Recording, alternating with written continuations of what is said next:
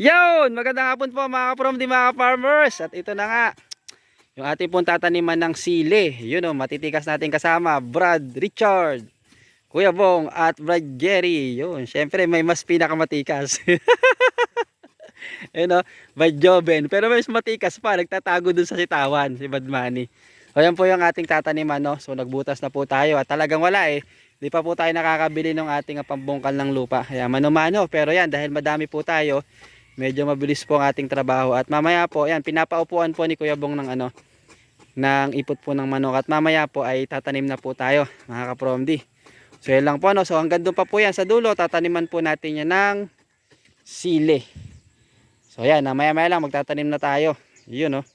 So atin na pong dinidiligan, binabasa na po natin kasi tagaraw po ngayon para durog po yung lupa, para yung kanyang mga ugat pagkatanim ay makakalat po, no, maka-spread out po kaagad. Yun, maraming salamat po at hanggang dyan po. Tabay lang po for more updates.